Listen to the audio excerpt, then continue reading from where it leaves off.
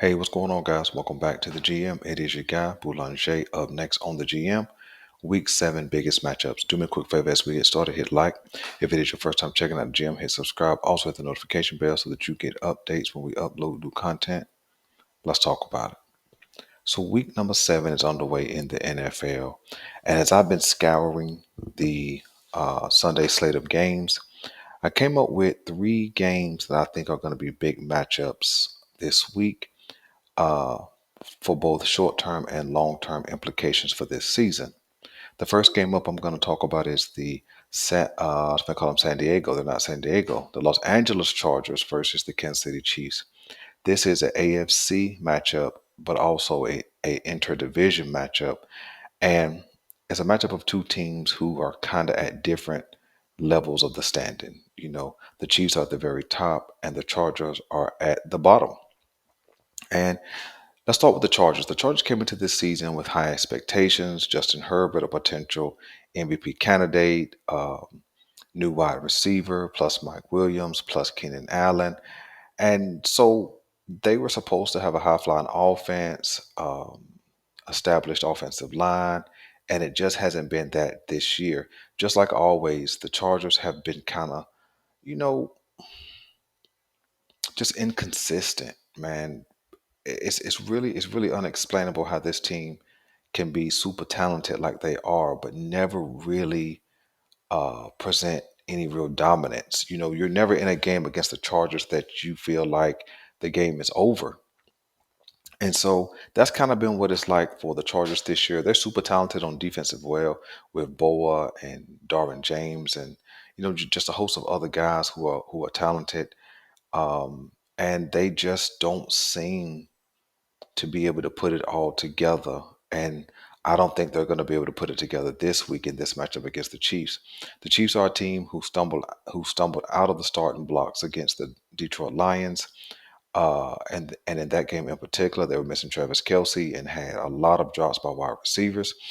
And they've kind of gotten it together. No matter who was on the field or who wasn't on the field, the Chiefs and Patrick Mahomes have just been able to navigate the season and get off to a 5-1 record. It's either 5-1 or 4-1. I can't remember which way it is, but they stand at the top of the uh, AFC West and also near the top of the AFC as a whole. And I think they get another win this Sunday. The Kansas City Chiefs are going to come in, and I believe they play rock solid offense. I believe that Mahomes is playing good ball right now. He and Travis Kelsey. I think the wide receivers are coming along. They went out and got Miko Hardman from the Jets uh, this past week, a guy that is familiar with this team. He's familiar with the city. He's familiar with this offense. And I think he'll be a great addition to an offense that is trying to find some leadership at the wide receiver position. The defense is playing really, really well from front to back. They lost a few pieces and added a few pieces, and they haven't missed a beat defensively. In fact, they may have made an improvement, that is Kansas City, on the defensive side of the ball. And so I think they're going to come with a complete team effort. I think they're going to play really well offensively. They're going to play solid defensively. And I think they're just going to be too much for the Chargers just based on their consistency. If you can play consistent for 4 quarters, no matter who your opponent is, you have a chance to be in the game and win that game. And so I think the Kansas City Chiefs put up about 28 points in this game. Although the offense has not been prolific this year, I think they put up about 28 points. And I think they win this game 28-21. Think they win this game by a touchdown. Patrick Mahomes throwing a late touchdown to no other than Travis Kelsey in that fourth quarter to put this game away. So 28-21, Kansas City over the Los Angeles Chargers. Okay. Another big matchup, which is a AFC versus the NFC top of the conferences matchup, is the Philadelphia Eagles versus the Miami Dolphins. These are two teams who are at the top of their respective conferences. They're at the top of their divisions, and they've been playing good ball all year long. And this is going to be kind of a toss up. I think it's going to be strength against strength. Let's start with the Philadelphia Eagles. Philadelphia Eagles have a solid offense, although Jalen Hurts looked like butt last week. But at the same time, they do have the potential offensively to put up points, be consistent. And I think they'll come into this game and they'll try to establish the run with DeAndre Swift against this Miami Dolphins defense.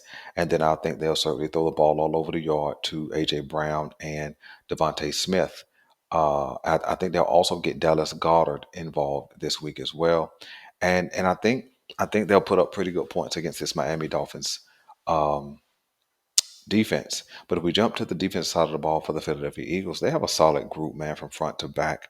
But they don't always play every down for some reason. Sometimes they get exposed when they have a letdown. And that's again kind of what we saw last week. We saw bad offense and we saw some spots of bad defense, which cost them the game. And so I think the Philadelphia Eagles are going to have to be more consistent in this game because we know the Miami Dolphins are known for putting up points. So when we talk about the Miami Dolphins offense, I think they come into this game with a focus of um, attacking the middle of the field. I think that's where Philadelphia is vulnerable, is in that middle of the field. And so I think the Miami Dolphins will try to get Waddle and Tyreek Hill into some mismatches, some crossing patterns, some rub routes. And I think that Tua, if he can stay upright. Now, this is going to be a game where the Miami Dolphins offensive line is going to be super challenged because that defensive front from the Philadelphia Eagles looks really good.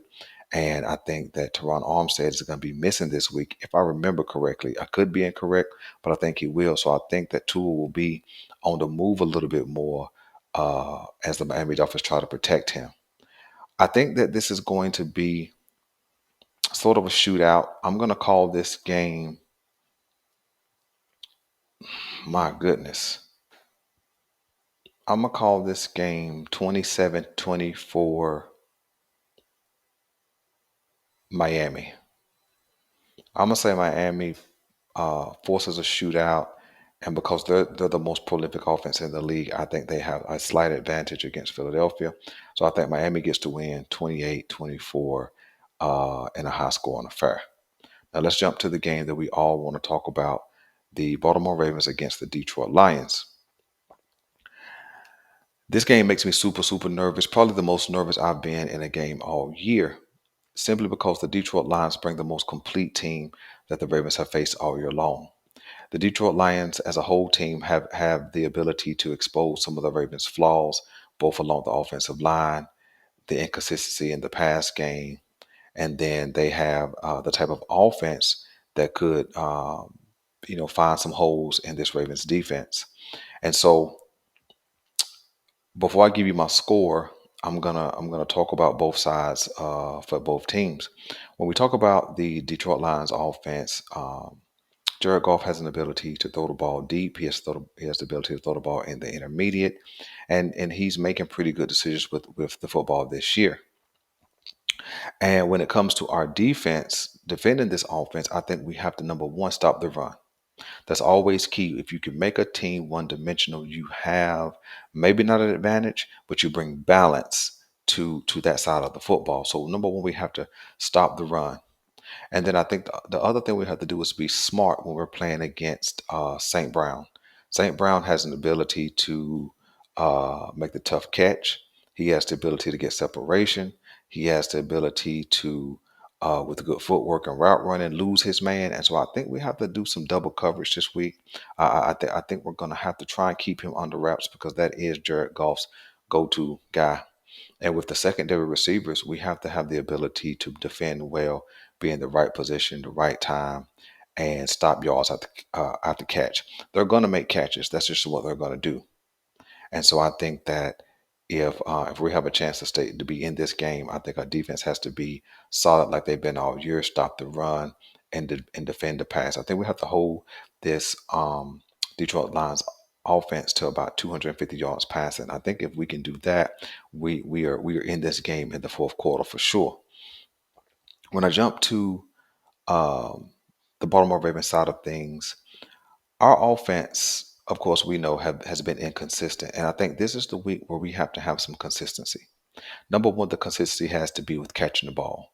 This team has a top five pass defense and a top seven, I think, run defense. So they have a really good defense. And I may have those numbers a little bit off, but I know they're the top of the league in both defensive categories. So it's going to be tough sledding this week, I believe, for the Baltimore Ravens. It's going to have to be timely passes, good catches, big plays. And I think it's going to have to be timely runs from Lamar Jackson in this run game. I think that we're going to have to play uh, a time possession game. I think we're going to have to put on some 10 to 12-yard plays, running 4 and 5 minutes off the clock in possessions, and we have to finish with touchdowns when we get into scoring range. We cannot kick field goals against this team because they do have an ability to be a quick strike offense. In fact, I think they have the number one offense from like week number 9 of last week up until this point. And so we're going to have a tough test on our hands. Because the Baltimore Ravens are at home, I'm going to predict that they win something like 24-21. Another close game. Lamar Jackson puts the Baltimore Ravens ahead with a nice throw and catch, and we close this game out with a Justin Tucker field goal. All right. Stay tuned for Keys to Victory. It'll be coming up tomorrow morning, Saturday, October 21st.